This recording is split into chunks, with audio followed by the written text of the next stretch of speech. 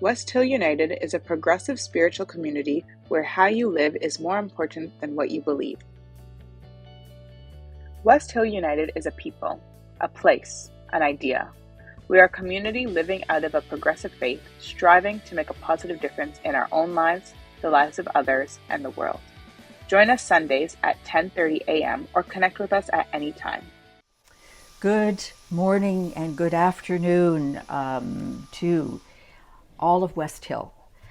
A warm winter welcome, almost a spring welcome to West Hill.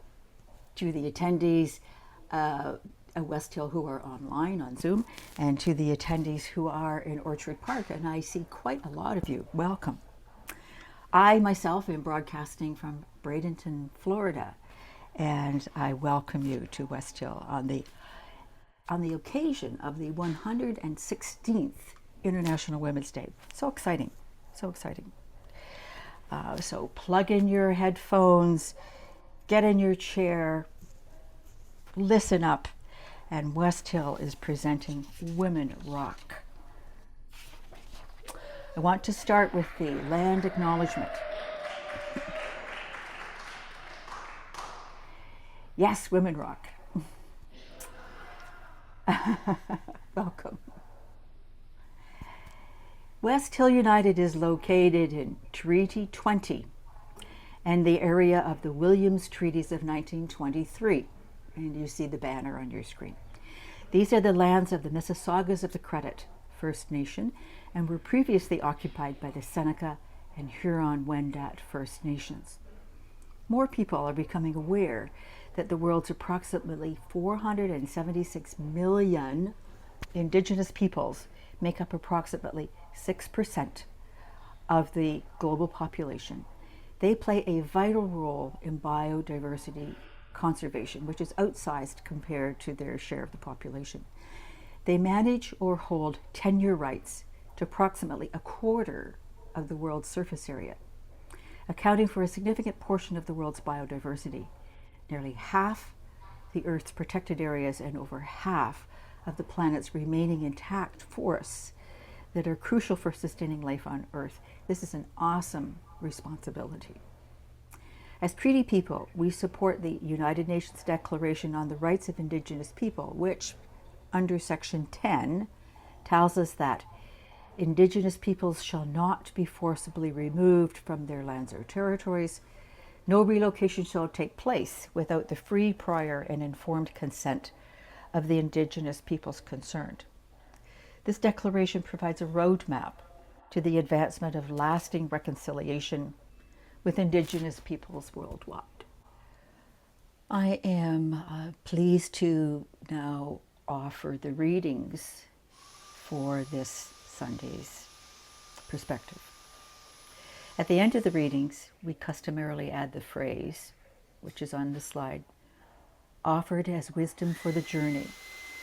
We invite you to respond with the phrase, may we walk in its light. This is an invitation to participate. If you wish to do so, you may remain silent or you may offer this follow-up. So the reading. The reading is from Bell Hooks from the book All About Love, New Visions. And it goes as follows. The wounded child inside many males is a boy who, when he first spoke his truths, was silenced by a patriarchal world that did not want him to claim his true feelings. The wounded child inside many females is a girl who was taught from early childhood that she must become something other than herself, deny her true feelings in order to attract and please others. When men and women punish each other for truth-telling, we reinforce the notion that lies are better. To be loving, we willingly hear the other's truth. And most important, we affirm the value of truth-telling. Lies may make people feel better, but they do not help them to know love. And we hold in love, too, trans people whose truth-telling has been met with pain, rejection, or silence. Offered as wisdom for the journey. Maybe walk in its light. Gives me great pleasure to introduce Stephanie Baptist. Stephanie is a sexual health promoter at Toronto Public Health. She offers workshops on birth control, sexually transmitted infections, and relationships to diverse communities around the city and across the lifespan. She also sings, and she sings with Rick Miller, who stood and introduced himself. They have a band called Trainwreck, which has been performing since 2013. They have had an empty nest since 2024, and they are proud of the lives that their kids have built in Ottawa and Guelph. Thank you for being here, Stephanie, and I hand it over to you.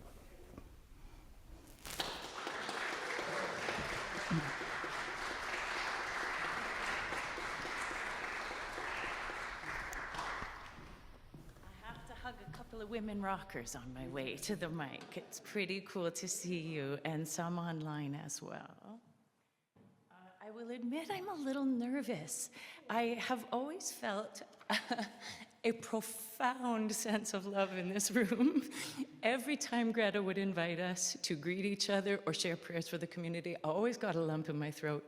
And even though the room has changed so very much, the welcome is just as warm and the love is just as big and as intersectional and inclusive as I always wanted it to be and knew it was, and wish everybody had this kind of community in their lives. So thank you for having me. I'll get the feels out of the way and then I'll just settle into my talk. So we are here to celebrate International Women's Day, and 2026, it began in 1911, as folks have already said, and the theme this year is Give to Gain, and I'll be kind of weaving that into my presentation. And under West Hill's current leadership with Joe, it's been really fun to join the Love Group, as I call it, for a few talks on a Sunday afternoon, and I'm distracted. I'm settling. You're waiting patiently and you're letting me be who I am.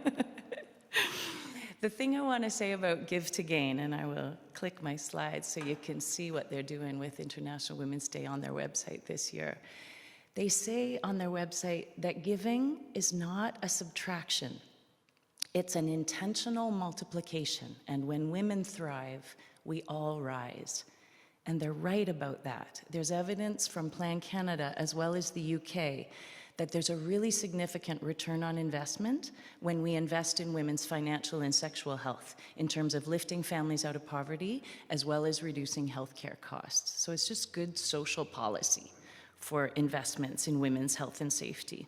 So as we've said, I work in public health and I'm a sexual health promoter, and I was brand new to that job when Greta invited all of us to develop our own personal mission statements.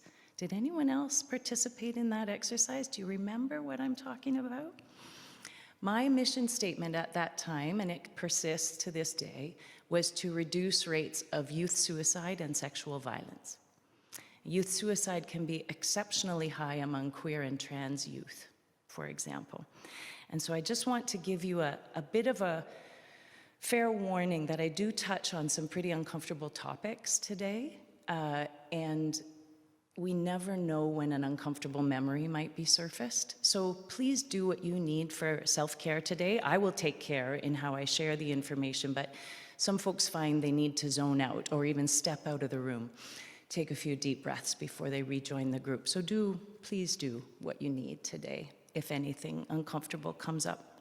And I'll stick around afterward too, maybe join you for coffee, and if anyone wants to debrief one-on-one, I'd be happy to touch base.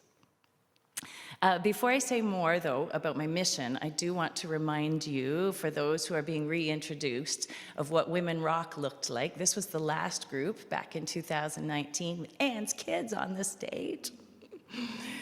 And that was 2018 with our very dear Carrie Warbess. That was the first year, 2015, with an unforgivable costume, but that was Greta's invitation to do a series of workshops with the women in the congregation ahead of International Women's Day and the first annual pub night. That was Greta's Facebook post in 2017, and her own magnificent performance in 2016 with Dina, who was a Women Rock regular. So our goal was women's empowerment, but honestly, I think it was women's enjoyment that was just as important. Some gals really do just want to have fun, and they need to feel safe enough to do that. And so emotional safety and choice were really important, as they are in sexual health. And if somebody was bold enough to do a solo, I would offer to stand right beside her on stage in case she froze or forgot her lyrics.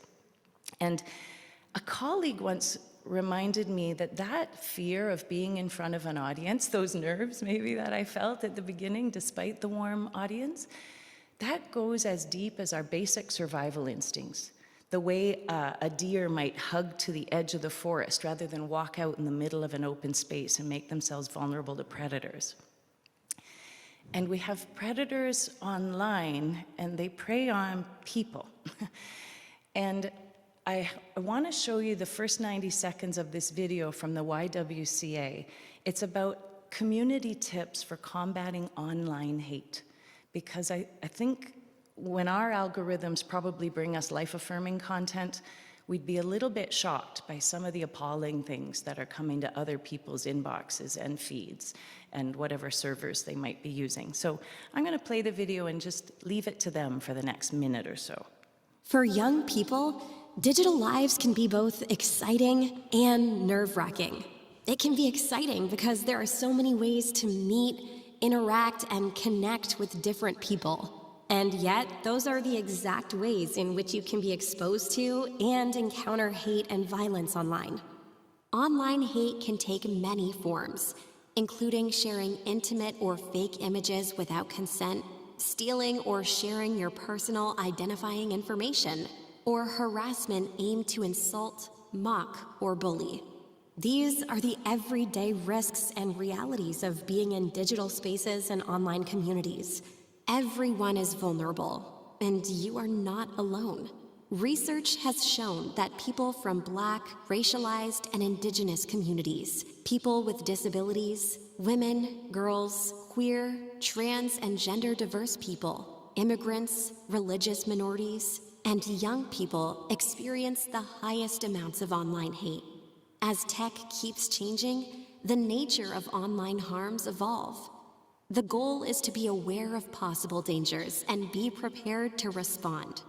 The internet can be safe and joyful, a place for connection. Through the Block Hate Project, YWCA Canada is working with youth across the country to build resilience and take meaningful action. I'm glad that exists. And I am sharing some of these difficult realities because International Women's Day is supposed to celebrate the cultural and political and social achievements of women, like Greta's leadership here at West Hill. And online hate can be a very real impediment to their ability to achieve. Digital gender-based violence includes homophobic bullying, for example, as well as pornographic deepfakes and rape threats. And so it makes women and gender diverse people more wary of entering public spaces. And we risk losing their voices and their leadership skills. And their leadership skills tend to be more democratic, less hierarchical than men's. Because in a hierarchy, success is kind of up at the top, and under capitalism, that success is defined by financial wealth, not relational wealth. And in our reading about love this winter, both Joe and I have encountered a German sociologist named Erich Fromm, who said that principles of capitalism and love are incompatible. I'm sort of finding that even sex and love seem a bit incompatible these days. All the wrong things are going up unintended pregnancy, sexually transmitted infections, and sexual violence. And all the things that can protect our sexual health are going down, like access to services and condom use among youth and confidence in the birth control pill. And so this combination of things is resurfacing old misconceptions about condoms and hormonal birth control, and it's being amplified by content creators who have high visibility but very low credibility. And they also have very high emotional volatility, because in the attention economy, you're trying to provoke a reaction, not reflection. And whatever we feel about the World Economic Forum, their annual report this year states that misinformation is the second most significant threat to human societies after geopolitical conflict. So that's important. And misinformation is targeting all the same people that online hate does, but it's specifically going after young boys, because boys are very vulnerable to being groomed into harmful behavior.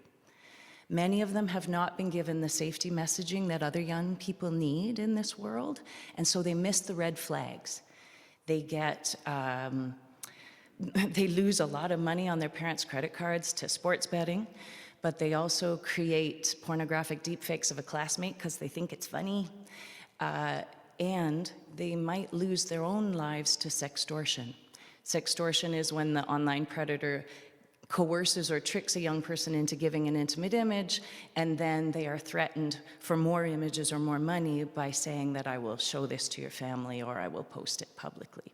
And several young Canadian men have taken their own lives because of it. So, as you can hear from my talk, my personal mission is not going very well at this time. But on International Women's Day's theme of Give to Gain, I give my skills as an educator in hopes of gaining the change I want to see in the world, which is the sexual health and safety of as many people as possible. And the more hopeful part of my message today is that all of us can have a role to play in improving the situation.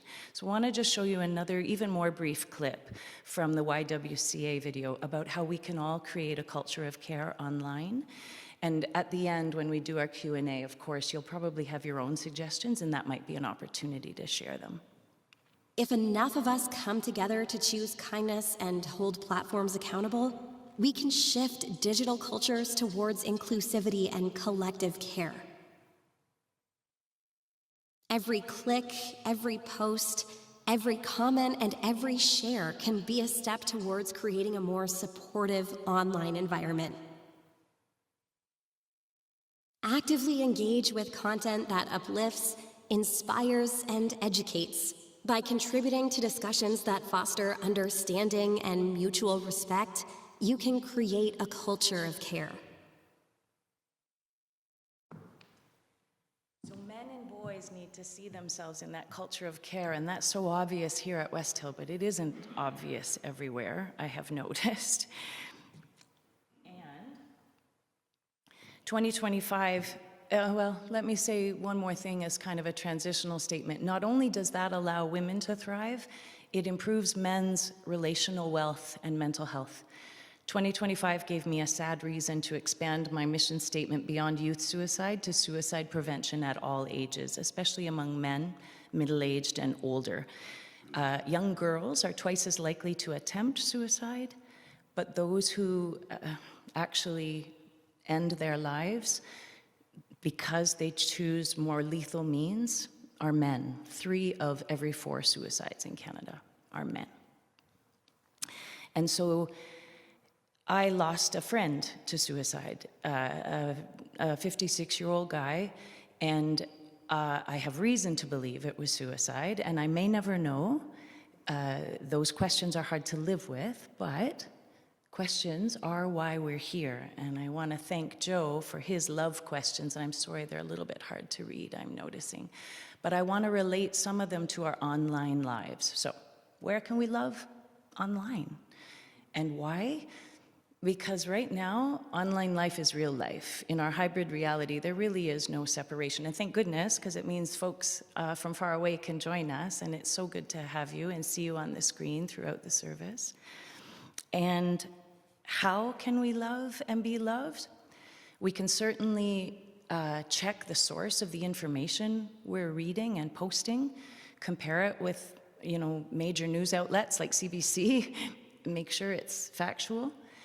We can pause before we post. Is this true? Is this kind? Do I need a media break so that I can feel healthy and well these days? And then who can I love? It is imperative that we engage young people in our lives to talk about what they're seeing online. It is also, like they say in the video, so important to amplify the voices of content creators who are inspiring and educating. When can I love? Anytime, but whenever we have the opportunity to expand ideas of masculinity beyond rigid stereotypes, which are so common online right now, and they don't let boys see themselves as West Hill men like Scott Kearns and Rick Miller and all of the rest of you in the room, and Joe Pittenger and the Love Group, and Martin Frith and his leadership here in the room. So Joe has invited the entire congregation, people of all genders, to talk about love, and we really do need more loving messages coming from men. Cisgender straight men are safer to challenge harmful behavior than other people who are more likely to have been harmed by it. And quite honestly, if a boy has already been influenced by online hate, I'm not sure he'll listen to anybody else. I'm sure you've heard the phrase going down a rabbit hole online. Have you also heard about the manosphere? It is where most of the most harmful content is happening. And when a boy goes down a rabbit hole in the manosphere, I call it falling down a manhole. And I think loving men are the best ways to help boys from falling down the manhole, giving them a reason to look up from their screens and socializing them to talk about love and expand their definition of success to include relationships. Next Gen Men is a Canadian nonprofit working towards a future where boys and men feel less pain and cause less harm. And in that kind of future, everyone's health and safety really would improve. Next Gen Men posted this quote by Bell Hooks, who also wrote all about love, who's been a big part of our love reading lately. Boys need healthy self-esteem. They need love. And a wise and loving feminist politics can provide the only foundation to save the lives of male children. Patriarchy will not heal them. If that were so, they would all be well. It may seem strange when I've been invited here to talk about love and women, to be talking about online hate and the health and safety of boys and men. But I hope you see the connection with today's theme. When men give love, we all gain safety, and that helps me achieve my mission. So in closing, I'd like to end with you. In the Love Group, Joe invites us to reflect back on the week that has been and look ahead to the week to come. So you're certainly welcome to reflect back on what you've heard today, but more importantly, in the coming week, what is one meaningful action you can take to build a culture of care in your corner of the world? In what ways can you give love? And what might you gain in giving this way? Become a sustaining champion of West Hill United's work by committing to an automatic monthly donation. Learn more or donate now through Canada Helps.